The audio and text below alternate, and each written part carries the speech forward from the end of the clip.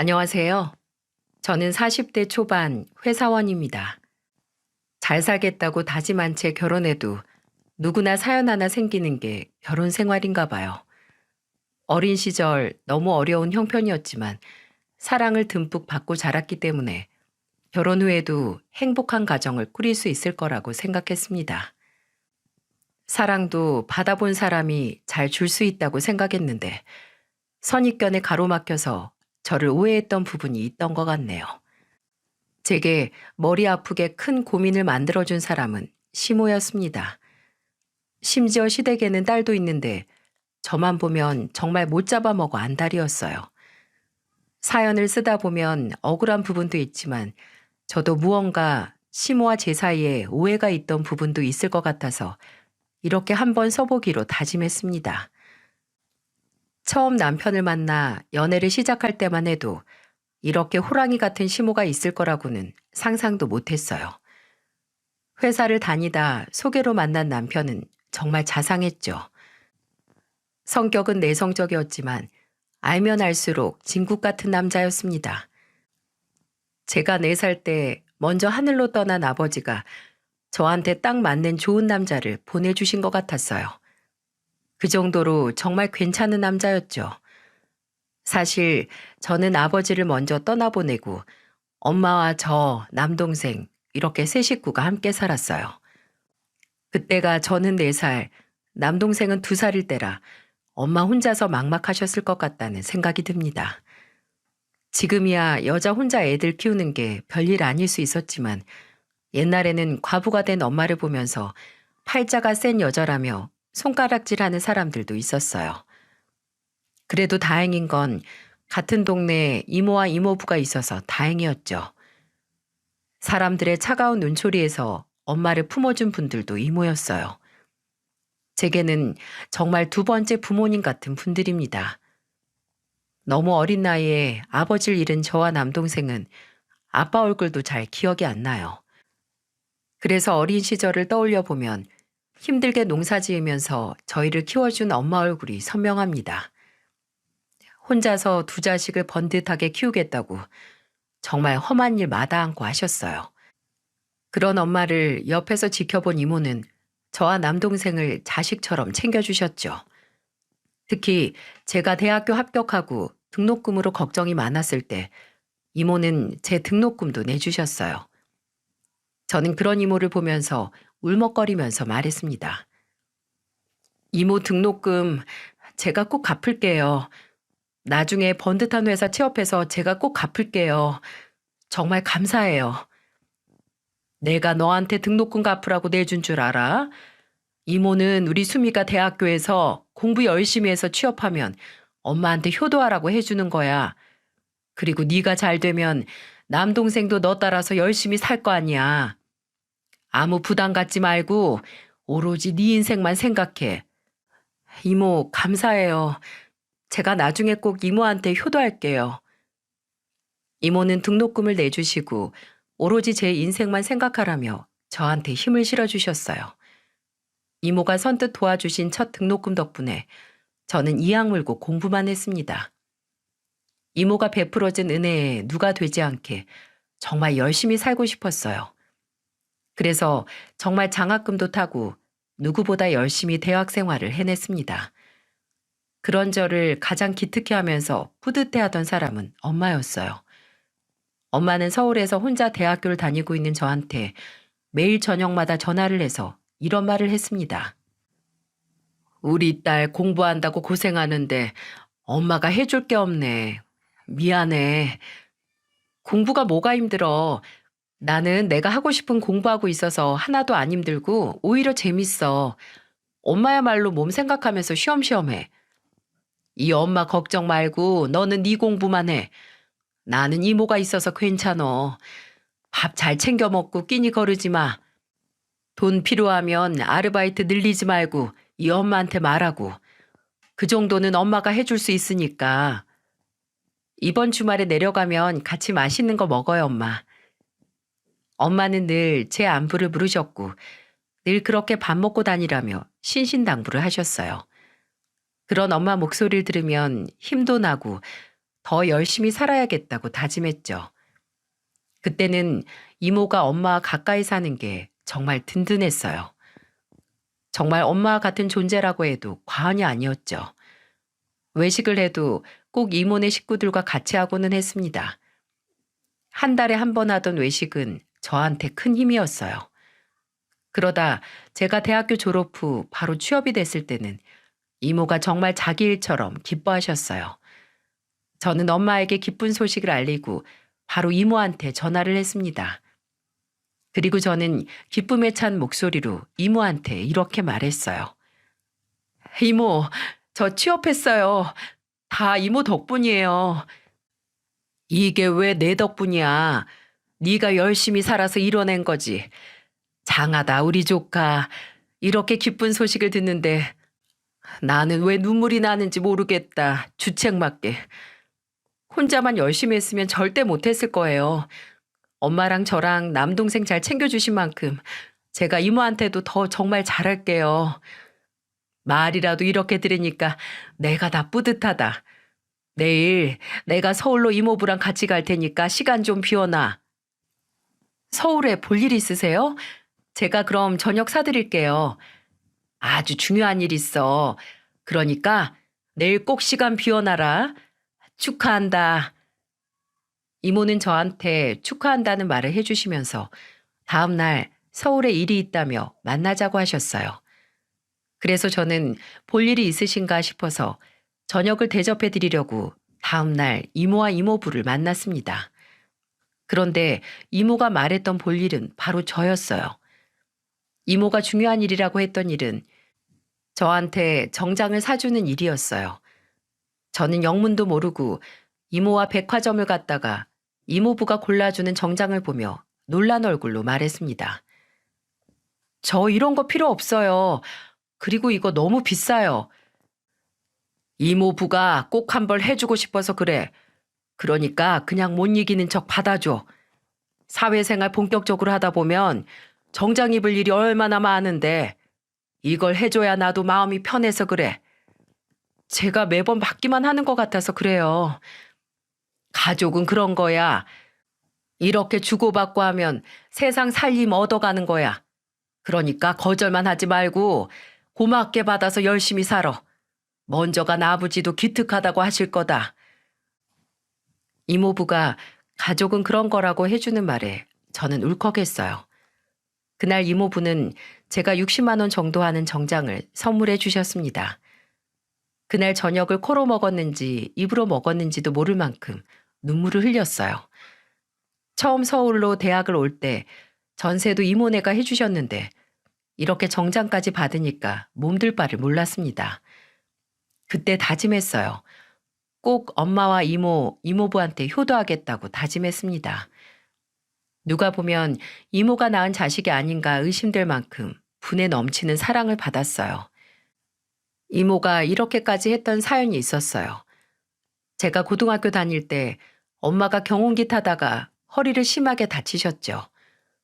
그때 이모가 제일 크게 놀라셨어요. 병원에 다친 채 누워있는 엄마를 보면서 저는 하염없이 울었습니다. 그리고 아파서 누워있는 엄마를 보며 원망하듯 말했어요. 엄마, 이게 뭐야. 엄마까지 다치면 나랑 동생은 어떻게 살라고. 아유, 이제 괜찮어. 금방 좋아진대. 괜히 나 때문에 놀랐지. 지금 우리 걱정할 때야? 제발 엄마 몸 생각 좀 해. 나 아직 고등학생이야. 엄마 없이 못 산다고. 걱정하지 마. 나도 너희들 두고 눈 못 감어. 엄마는 우는 저를 오히려 감싸주면서 제 머리를 쓰다듬어 주셨습니다. 저는 그제야 안도의 한숨을 내쉬었고 이모도 숨을 좀 돌리셨어요. 이모는 그때 저를 보면서 정말 큰일 나는 줄 알았다면서 저를 안고는 괜찮을 거라며 저를 꼭 안아주셨습니다. 이모도 얼마나 놀랐는지 손이 떨리는 게 느껴질 정도였어요. 그런데 엄마는 이때 다친 허리가 후유증이 심하게 남아서 일을 할 수 없었어요. 그래서 이모가 엄마를 대신해서 저와 남동생을 살뜰히 챙겨주셨어요. 아무래도 아버지가 돌아가셨던 때가 이모한테도 큰 충격으로 남았던 것 같습니다. 그래서 늘 이모와 이모부는 다들 아프지 말고 건강하자면서 매년 새해 다짐을 했어요. 건강이 최고라면서 이모부와 이모는 저와 남동생을 챙겨주셨죠. 그래서 저희 남매는 이모 덕분에 번듯하게 잘 컸다고 생각했습니다. 저는 회사를 다니면서 첫 월급을 받던 이모와 이모부, 그리고 엄마한테 용돈을 드렸어요. 이모 부부는 뭘 이런 걸 준비했냐면서 좋아하셨습니다. 저는 드디어 이모와 이모부한테 해드릴 수 있는 게 기뻤어요. 그리고 아픈 엄마한테 용돈을 드린다는 게 꿈만 같았죠. 그렇게 서울에서 회사 다니면서 살던 저는 우연한 기회로 지금의 남편을 소개받게 됐습니다. 말만 들어도 성품이 얼마나 좋은지 느껴졌어요. 저는 배우자로 꼭 이모와 이모부 같은 성품을 가진 사람을 만나고 싶었어요. 정말 제 짝을 만난 것처럼 연애 2년을 하다 결혼까지 하게 됐습니다. 시댁은 시부, 시모, 아가씨, 그리고 남편까지 4식구였어요. 남편만큼 시댁 식구들도 다 좋은 분들이셨습니다. 특히 시부는 제 집안 사정을 들으시고는 상견례 때 저희 엄마한테 이런 말을 하셨어요. 처음 아들이 결혼할 여자라고 데리고 왔을 때 저는 밝고 싹싹해서 이런 아픔이 있는 줄은 몰랐어요. 다 사돈이 훌륭한 분이라서 이렇게 훌륭하게 큰 것 같습니다. 아유, 그렇게 봐주시니 감사드립니다. 책임감 있고 착해서 제가 애들 키우느라 큰 고생도 안 했어요. 잘 부탁드릴게요. 제 딸이지만 정말 인품 좋고 1등 며느리감이에요. 엄마의 말에 시부도 호탕하게 웃으며 대화를 하고 즐거운 자리를 보냈죠. 그때만 해도 시모도 저를 기특하게 봐주셨어요. 생각해보면 결혼 초반에는 시댁과 불화 하나 없이 사이가 좋았습니다. 시모가 조금 깐깐한 성격이긴 했는데 식당을 운영하고 있어서 그런 거라고 생각했어요. 워낙 장사가 잘 되는 날보다 어려운 날이 많았죠. 그래서 늘 곰탕 얘기를 하면서 한탄을 자주 하셨어요. 저와 남편은 둘 다 회사를 다니고 있었는데 퇴근길에 시모 식당에서 일부러 밥을 먹고 가기도 했습니다. 그런데 한 번은 시모가 저를 보면서 이런 말을 했어요. 하도 장사가 안 되니까 이제는 사람 쓰기도 무섭네. 네가 회사 끝나고 와서 일 좀 해라. 제가요? 회사 다니면서 일하기는 좀 힘들 것 같은데요. 먹으면서 가게 좀 둘러봐라. 개미 새끼 한 마리 안 들어오는데 오늘도 너희들 왔다 가면 끝일 텐데 시댁 돕는다 생각하고 주방이랑 서빙 좀 그때그때 맞게 좀 도와줘. 제가 상황 봐서 회사 일찍 끝나면 그때 들리도록 해볼게요. 너는 왜 갑자기 곱게 자란 척이야? 사돈 혼자서 자식들 키웠으면 너도 안 해본 일이 없을 거 아니야. 그럼 억척스럽게 힘들어도 먼저 나서서 제가 하겠습니다 하고 나서야지. 그게 무슨 말씀이세요? 억척스럽다뇨? 저는 갑자기 식당에 사람 쓰기 부담스럽다고 저보고 일 좀 하라는 시모 말에 당황했어요. 손님이 꾸준히 있는 것도 아니라서 시모는 주방이나 홀에 사람 쓰기가 무섭다는 말이었습니다. 매출도 안 나오는데 인건비를 쓸 수 있었겠어요? 그런데 그 불똥이 저한테 튀어서 괜히 저를 일을 시키려는 거였어요. 그래서 제가 알아서 조절해 보겠다고 했더니 저한테 괜히 친정에서 곱게 자라지도 않았으면서 곱게 자란 척을 한다는 거였어요. 너무 황당하고 어이가 없었는데 그때 시모의 말에 남편이 먹던 숟가락을 내려두며 말했어요. 엄마, 말을 왜 그렇게 해? 원래 오늘도 여기까지 와서 밥 안 먹고 내가 다른 거 먹으러 가자고 했는데 이 사람이 엄마 식당에서 밥 먹자고 해서 온 거야.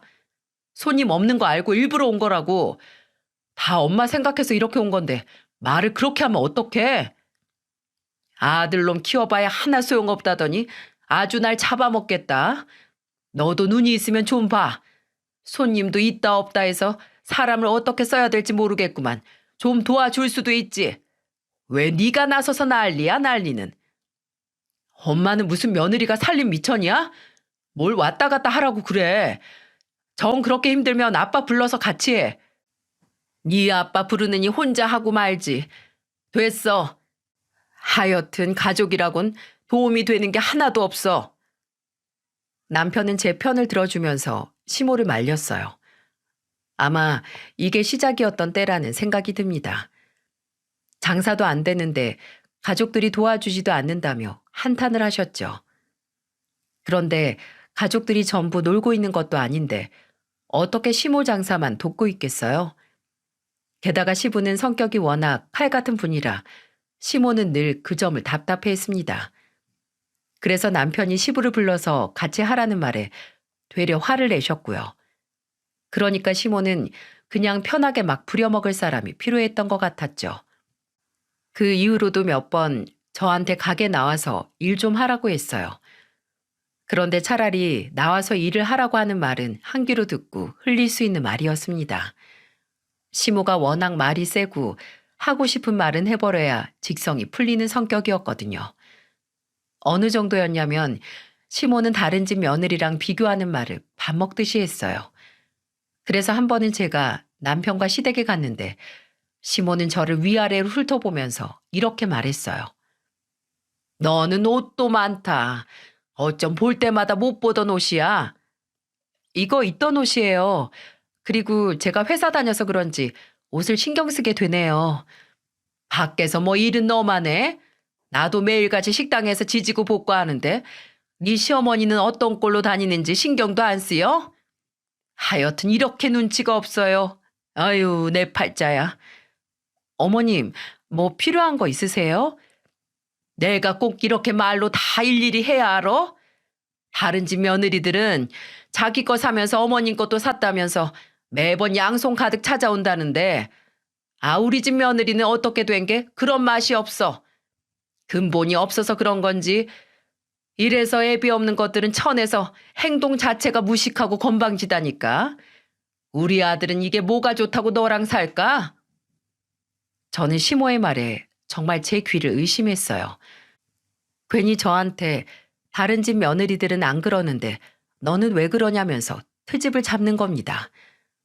그리고는 왜 맨날 자기 거는 안 사냐면서 타박을 했어요. 그런데 차라리 저한테 하는 타박은 들을 수 있었어요. 근데 저한테 근본이 없고 무식하고 건방지다는 말을 듣자 화가 났어요. 그래서 제가 시모를 보면서 말 너무 심하다면서 화를 내는데 그때 저보다 더 화난 듯한 아가씨가 이렇게 시모한테 소리치면서 말했죠. 엄마, 말을 왜 그렇게 해? 나 진짜 너무 창피해서 방금 잘못 들은 줄 알았어. 내가 뭐 못할 말 했어? 오죽하면 내가 이런 말을 하겠어? 다른 집 며느리들 어떻게 하고 사는지 좀 둘러보고 살아야지. 너도 시집가기 전에 전부 미리 배워도 어디 가서 못 배웠다고 부모 얼굴에 욕하지 말고. 나는 엄마 같은 시어머니 만날까봐 결혼하기도 싫어. 그리고 내가 배우면 뭐해? 내가 보고 자란 게 엄만데 나도 근본 없겠지. 뭐야? 내가 널 뭘 그렇게 부족하게 키웠다고 어딜 그런 소리야? 남들이 보면 엄마도 이상하다고 해. 그러니까 밖에서라도 그런 소리 하지 마. 우리끼리도 못 들어주겠는데 남들이 들으면 진짜 엄마만 우스워져. 아가씨는 시모한테 말 좀 가려하라고 소리를 쳤어요. 그러면서 시모 같은 시어머니 생길까봐 결혼도 하기 싫다고 말했죠. 그런 말을 듣고 나니까 시모도 괜히 찔렸는지 아가씨한테 정색을 하면서 화를 냈어요. 저는 그런 시모를 보면서 말 좀 가려하라고 단호하게 말했습니다. 그런다고 사람이 쉽게 달라질 리가 있겠습니까? 아가씨처럼 시부도 그런 시모를 단속해봤지만 다 그때뿐이었어요. 그러다가 저는 임신을 하게 됐고 시부는 시모가 하도 말을 막 하니까 저한테 시댁에는 자주 오지 말라고 할 정도였습니다. 오죽하면 시부가 시댁에 오지 말라고까지 했겠어요. 그래도 제가 임신한 기간에는 시모도 말을 아껴하려고 노력하는 것 같았어요. 하지만 제가 우연히 남편과 시모 식당에 갔다가 시모가 혼자 누군가와 통화하는 소리를 들었습니다. 저랑 남편이 온 줄도 모르고 주방에서 큰 소리로 통화를 하는 거예요. 그런데 시모가 하는 말은 너무 충격적이었죠. 시모는 전화기를 들고는 이런 말을 했어요. 돈만 없는 집이 아니라 남들 다 있는 아빠도 없는 애야. 팔자 드센 집이랑 엮이니까 우리 아들도 괜히 기도 못 펴는 것 같고. 저는 시모가 하는 말을 듣고 정말 소름이 돋았습니다. 없는 자리에선 나라님 욕도 한다지만 어떻게 다른 사람한테 며느리를 이런 식으로 말할 수 있을까요? 그 말을 듣고 저는 주방으로 가서 시모가 들고 있던 전화기를 뺏어서 끊어버렸습니다. 제가 갑자기 나타나자 시모는 당황한 얼굴이었어요. 저뿐 아니라 남편까지 온 걸 보고 얼굴이 사색이 된 채 서 있더군요. 제가 시모를 보며 화를 내면서 말했습니다. 저는 어머님이 저한테 아무리 막말을 해도 뒤에선 안 붙들고 욕한 적 없어요. 그런데 어쩜 이렇게 쉽게 제 얘기를 함부로 할 수 있으세요? 나는 그냥 하는 소리지. 다들 이렇게 살잖아. 남편 욕도 하고 며느리 욕도 하면서 네가 오해한 거야. 사과하세요. 자꾸 저희 가족 건들면서 이야기하는 거 못 듣겠어요. 제대로 사과해 주세요. 아니, 눈 똑바로 뜨고 어디 어른한테 대들어. 저는 시모한테 제대로 사과를 받으려고 아주 작정을 했어요. 그때는 정말 그냥 넘어갈 수가 없었습니다. 그런데 그때 남편이 저와 시모 사이를 가로막으면서 화난 목소리로 말했어요. 엄마, 지금 이게 부모다운 행동이야? 내가 무슨 길을 못 쓰고 산다는 거야? 혹시 그랬어도 엄마 때문이겠지. 맨날 이렇게 엄한 며느리 잡으면서 사는데 내가 눈치 보여서 못 살겠어. 제대로 사과해. 아들, 너 왜 그래? 이런 애 아니었잖아. 날 이렇게 만든 거 엄마야. 엄마 때문에 정말 못 살겠어. 그러니까 사과 좀 해, 제발. 시모는 단호하게 말하는 남편을 보면서 안 되겠다 싶었는지 저를 보면서 겨우겨우 사과를 했어요. 그런데 어찌나 기어 들어가는 목소리로 하는지 하나도 안 들리는 거 있죠? 그래서 안 들리는 척 계속 안 들린다고 해서 겨우 제대로 사과를 받아냈습니다. 하지만 이게 어디 진실된 사과였겠어요? 시모는 좀처럼 바뀌질 않았어요. 그런 와중에도 저는 아이를 낳고 정말 열심히 살고 있었습니다. 아무래도 남편과 저는 양가 부모님 도움 없이 결혼하느라 아파트 대출금이 있어서 제가 일을 쉴 수가 없었어요. 그래서 저는 아들이 좀 컸을 때 어린이집에 맡기고 회사 일을 계속 다녔습니다. 바쁘고 힘들긴 했지만 제가 회사를 계속 다니니까 엄마한테 용돈을 조금씩이라도 챙기기도 편했고 버틸만 했어요. 무엇보다 엄마가 고향에서 종종 반찬을 보내주셔서 제가 워킹맘으로 잘 지낼 수 있었고요. 말이 용돈이지 엄마한테 반찬값을 드리는 거나 마찬가지였습니다. 그러다가 제 아들이 유치원생이 됐을 때쯤 정말 황당한 일이 있었어요. 애들 앞에서는 찬물도 함부로 마시지 말라는 말 아십니까? 바로 말 함부로 하는 시모 덕분에 제가 겪은 황당한 일이었어요. 시댁에서 다 같이 모여서 대화를 하고 있을 때였습니다. 남편은 회사 일이 생겨 출근을 하는 바람에 같이 못 왔죠. 그리고 잠시 외출했던 시모가 들어왔어요. 시모는 제 아들을 보면서 반갑게 인사를 했는데 제 아들이 그런 시모를 보면서 뭐라고 했는 줄 아시나요? 할머니, 나도 오늘 애비 없는 것이야. 뭐? 너 지금 무슨 소리 하는 거야?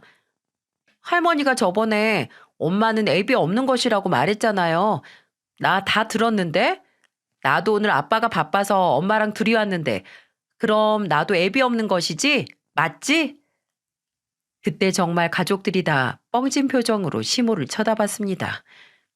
시모는 당황한 얼굴로 자기가 언제 그랬냐면서 애가 TV를 잘못 본 것 같다고 둘러댔어요. 하지만 그런 변명이 통할 리가 있겠습니까? 분명히 평소에도 제가 종종 듣던 말들이라서 가슴이 철렁했어요. 시모는 제가 자리에 없으니까 어린 아들 앞에서 또 말을 함부로 했던 겁니다.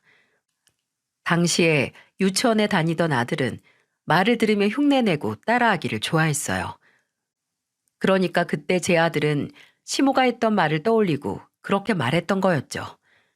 시부는 시모를 보면서 화를 내며 말했어요. 대체 애 앞에서 무슨 소리를 한 거야? 나는 그냥 생각 없이 한 건데 애가 그걸 들을 줄 몰랐지. 당신은 생각이 있는 거야, 없는 거야?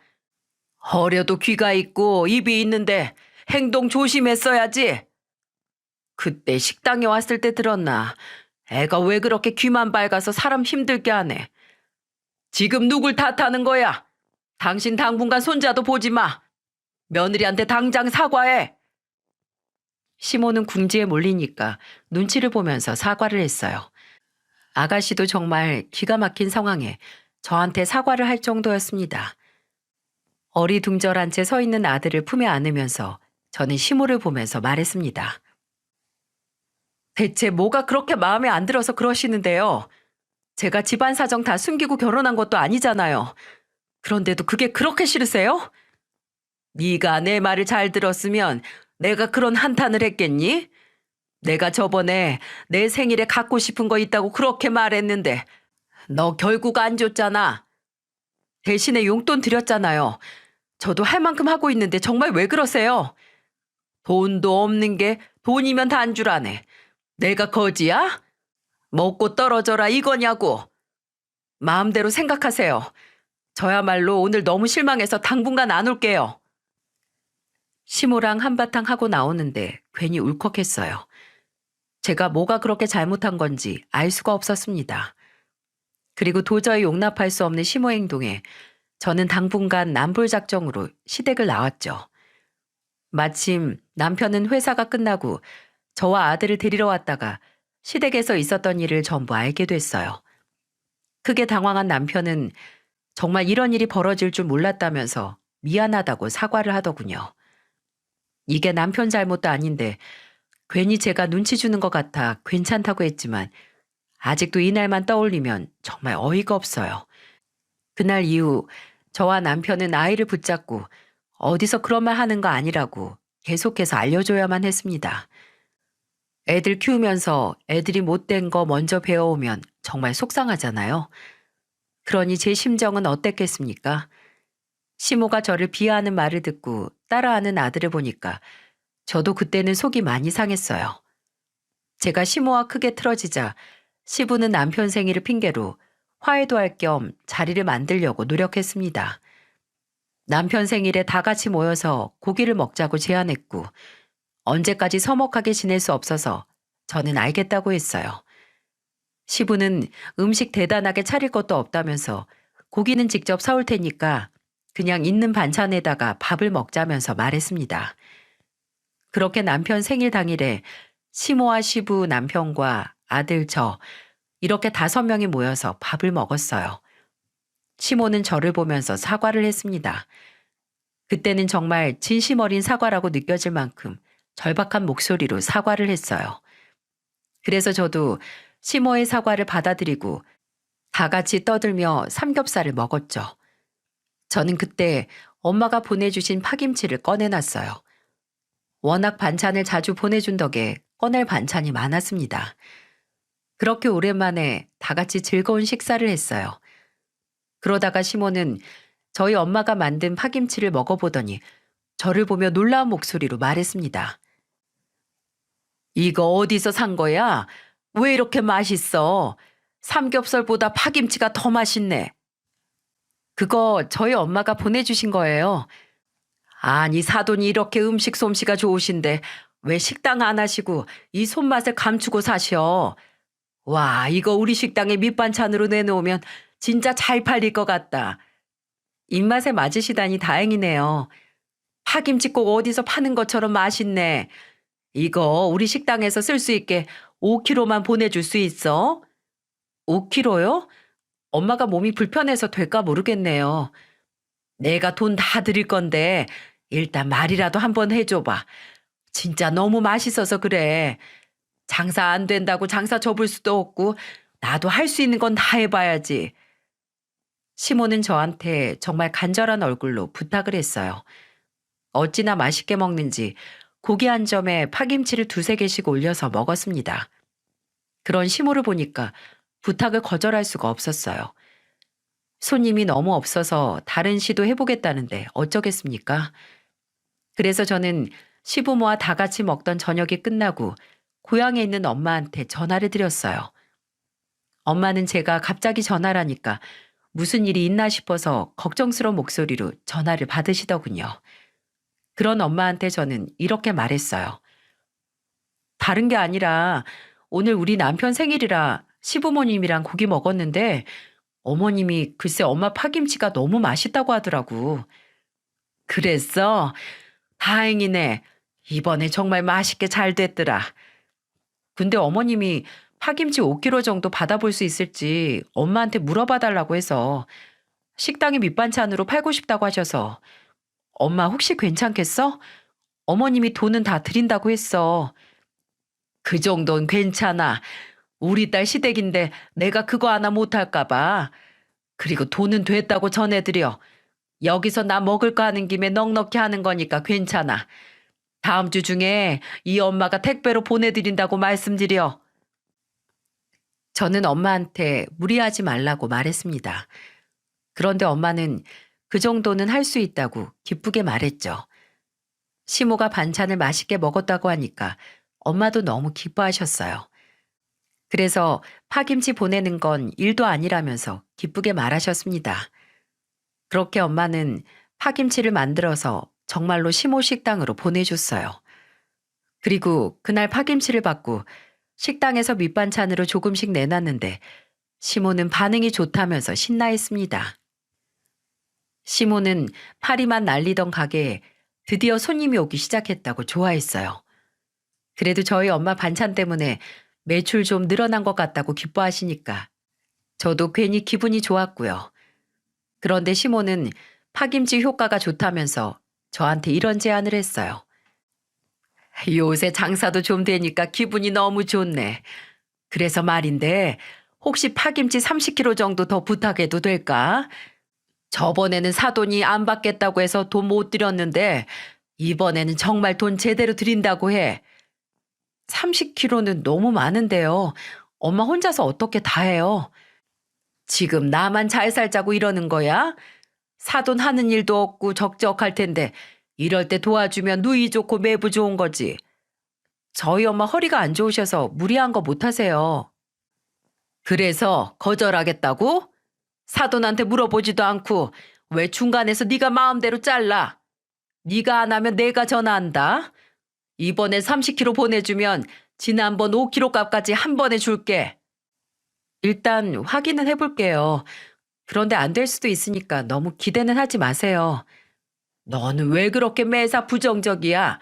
사람이 좀 긍정적으로 생각해야지. 시모는 꼭 흥정하듯 저한테 꼭 말 좀 해보라며 말했어요.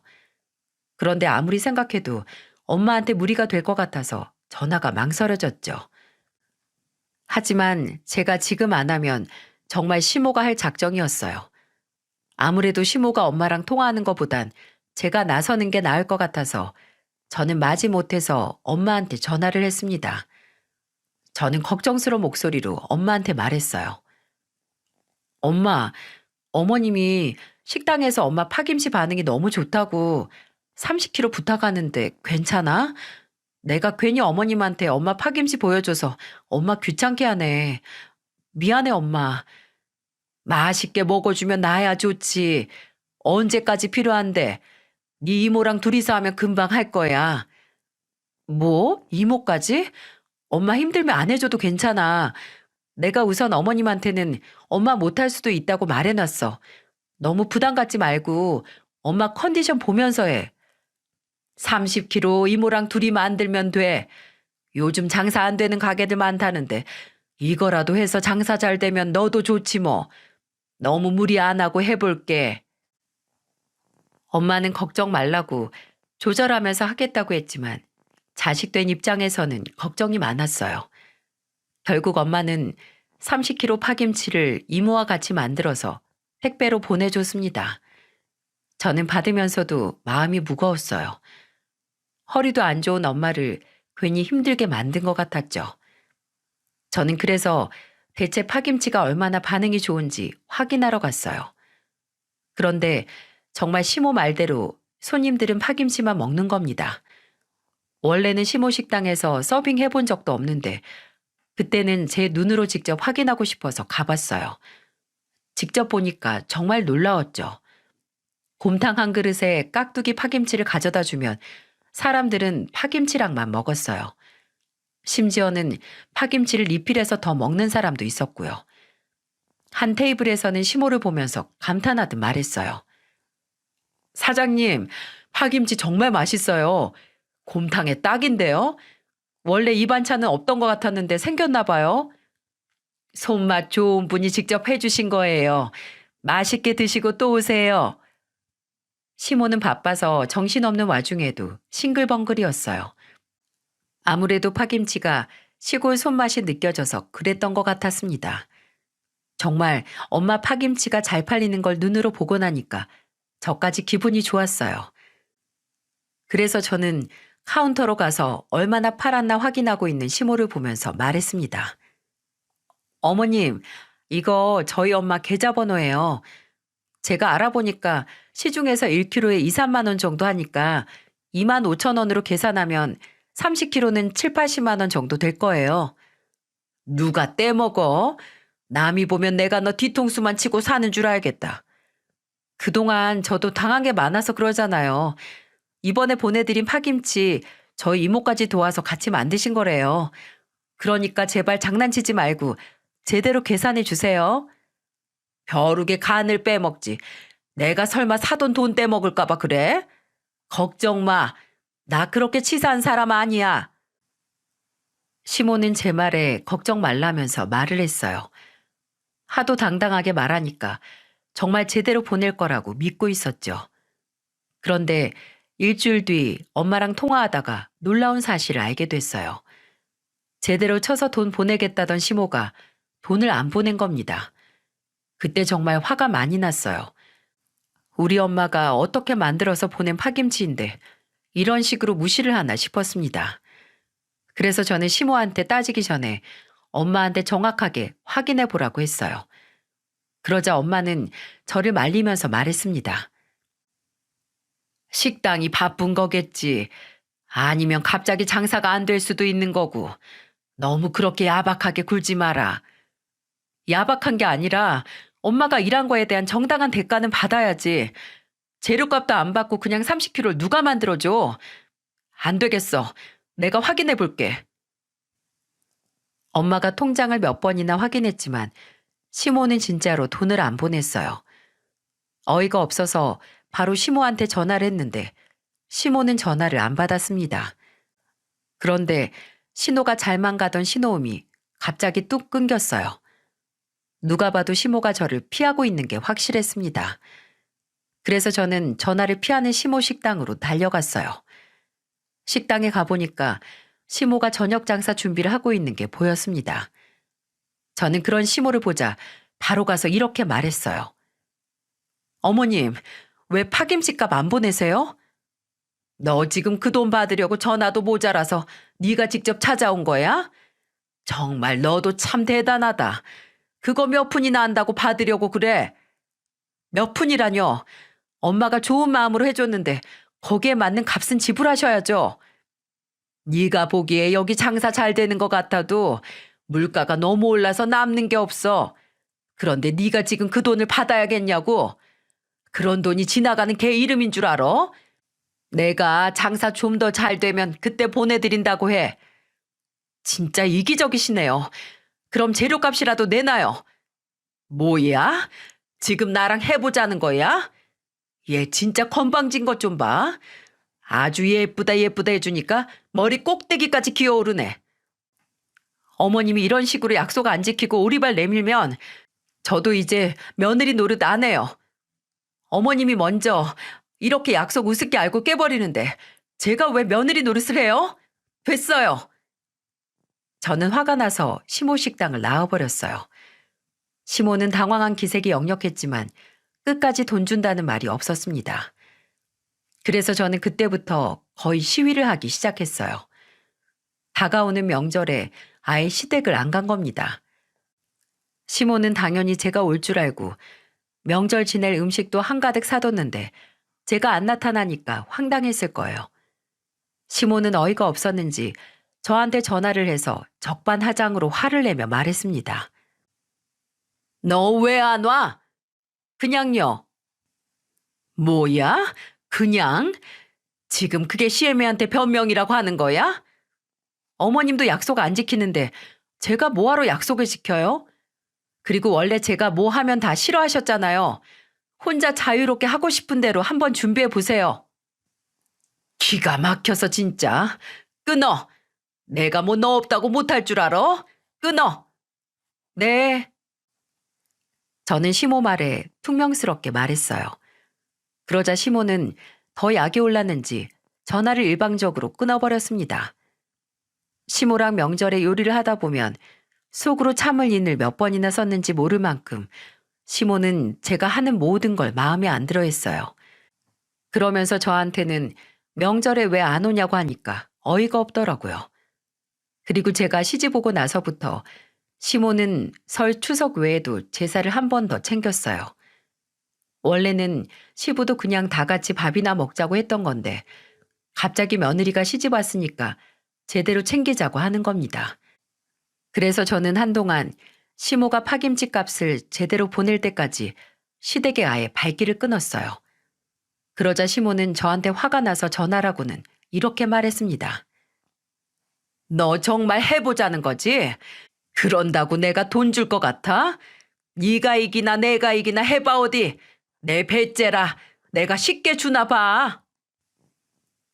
제가 전화를 받자마자 본인 할 말만 하고 전화까지 끊어버렸어요. 남편도 이 상황을 해결해 보려고 시모를 여러 차례 설득도 해보고 화도 냈지만 아무 소용이 없었죠. 이제는 더 이상 다른 방법이 없어서 시부한테 전부 다 말했습니다. 그러자 시부는 놀란 얼굴로 말했어요. 뭐? 30kg나 받아놓고 돈을 안 줘? 그래서 그동안 집에도 한 번 안 온 거야? 그동안 저도 참을 만큼 참았어요. 어머님 계속 저 무시하시고 괴롭히시는데 저도 너무 힘들어서 그랬어요. 이에는 이, 눈에는 눈이라고. 저도 어머님이랑 똑같이 해볼 거예요. 아우, 대체 다 늙어서 왜 저렇게 며느리랑 기싸움을 하면서 사는지 모르겠네. 쉽게 끝날 일을 왜 이렇게 만들어. 아유, 내 머리야. 내가 그 버릇 좀 고쳐줘야겠어. 무슨 좋은 방법 있으세요, 아버님? 네가 모르는 게 있는데 네 시모가 하고 있는 곰탕 가게 4명이야. 예전에 네 시어머니가 나 몰래 다단계를 대출까지 끌어와서 하느라 제대로 망했었어. 그때 나도 화가 나서 사고 친 사람이 수습하라고 그냥 뒀더니 쫄딱 망하고 신용불량자 된 거야. 시부의 말을 듣고 저는 깜짝 놀랐어요. 과거 10년 전에 시모는 다단계에 뛰어들었다가 대출금도 전부 날리고 빚더미 안게 됐던 겁니다. 그런데 시부가 너무 화가 나서 알아서 수습하라고 방치했더니 신용불량자 신세가 된 거였죠. 그래서 시모는 곰탕집도 시부 명의로 시작하게 된 거예요. 진짜 마지막이라고 시모를 믿고 8년 전에 차려준 곰탕집인데 지금 곰탕집에서 저한테 줄 돈도 안 주고 이러고 있으니까 시부도 더 이상은 두고 볼 수 없어서 제대로 버릇을 한번 고쳐놓겠다고 호언장담했어요. 저는 대체 무슨 방법인가 의아했습니다. 그런데 시부가 저한테 다음날 시부를 믿고 시댁에 오라면서 말했어요. 저는 시부와 시댁에서 만나기로 약속을 하고 기다렸습니다. 시댁에 가보니까 시부는 문을 열지 못하게 닫아버린 거였죠. 그리고 문 앞에는 인테리어 공사 중이라고 붙여뒀어요. 시모는 갑자기 가게 문이 열리지도 않고 인테리어 공사 중이라고 붙어있는 걸 보고는 곧장 집으로 들어왔습니다. 그리고는 시부와 같이 있는 저를 보고는 이렇게 말했어요. 네가 이제는 시아버지까지 손 안에 쥐고 흔들려고 이러네. 너 어디서 배운 버르장머리야? 어머님 계산법은 도대체 어디서 배우신 건데요? 저 진짜 속이 터질 것 같아요. 너무 억울해서 잠도 안 와요. 시모는 괜히 저를 보자마자 화를 냈고 시부는 그런 시모를 보면서 소리쳤습니다. 이 여편네야. 다단계하다 집안 말아먹었던 것도 모자라서 이젠 아들 부부도 괴롭혀? 그리고 사부인 돈은 왜 떼먹어? 그 돈도 못 줄 정도로 장사가 안 되면 장사를 접어야지. 왜 여기저기 피해를 주고 살아? 나는 뭐 땅 파서 장사해? 정말 그 돈 주고 나면 남는 돈이 없다니까. 지금 누가 더 억울하겠어? 장사하는 사람이 그렇게 계산 따질 줄 몰라서 무슨 장사를 해? 다 때려치워. 며느리한테 사과하고 사돈댁 찾아가서 정중히 사과드려. 안 그러면 당신 가게고 뭐고 다 없앨 거야. 내가 그 가게 어떻게 지켜온 줄 아는 사람이 지금 나한테 가게를 뺏겠다고 하는 거야? 당신 정말 나한테 왜 그래? 당신이 그 가게 소중하게 생각하는 것처럼 사돈한테 우리 며느리도 귀한 자식이야. 그동안 당신한테 그 모진 소리 듣고도 파김치도 직접 부탁드리는 착한 며느리한테 그러면 안 되는 거지. 시모는 시부의 말에 눈물을 흘렸어요. 그때 시부 연락 받고 온 남편이 시댁으로 들어왔어요. 남편은 울고 있는 시모를 보고는 한숨을 쉬었죠. 그런데 남편이 한숨을 쉬면서 그만 좀 하라고 하니까 시모가 벙찐 표정을 지었습니다. 남편이 시모 때문에 못 살겠다면서 정말 가슴을 치며 말했어요. 그렇게 한참을 울던 시모는 남편 행동을 보고 깨달은 게 있는지 숨을 고르고는 저한테 이렇게 말하더군요. 수미야, 사부인 보러 가자. 내가 정중히 사과드릴게. 내 아들이 나 때문에 못 살겠다고 가슴을 치는데 내가 한 대 얻어맞은 기분이야. 그리고 그 가게 정말 소중한 가게야. 대박 가게는 아니라도 거기까지 오게 하려고 내가 얼마나 노력했는데 그런 가게를 폐업을 시켜. 가서 내가 무릎이라도 꿇을 테니까 얼른 다녀오자. 식당 때문에 억지로 사과하는 거 아닌가요? 아니야. 나 좀 믿어줘. 시모는 제 말에도 믿어달라면서 제 손을 꼭 잡았습니다. 저는 그렇게 서울에서 지방으로 3시간 동안 차를 타고 내려왔어요. 시모는 곧장 저희 엄마를 찾아갔고 엄마 얼굴을 보자마자 고개를 숙이며 말했습니다. 사돈, 제가 죄송해요. 정말 큰 실수했어요. 다 이해합니다. 그래도 이렇게 와주시니까 제가 다 감사하죠. 전화로도 할 수 있는 건데 직접 와주셔서 고마워요. 살다 보면 그렇죠 뭐. 저는 엄마가 그냥 넘어가려는 것 같고 대체 뭐가 고마운지 이해가 안 됐습니다. 그래서 저는 엄마를 보면서 화를 냈어요. 엄마, 왜 그래? 대충 넘어가려고 하지 말고 제대로 사과도 받고 돈도 받아. 그동안 내가 이것 때문에 얼마나 속을 끓였는데. 너무 화내지 마. 사람이 살다 보면 이런 일 저런 일 다 있는 거지. 내가 용서 못해. 어머님이 맨날 나한테 하던 소리가 뭐였는 줄 알아? 가정교육 못 받았냐. 애비 없는 애라서 건방지다고 했어.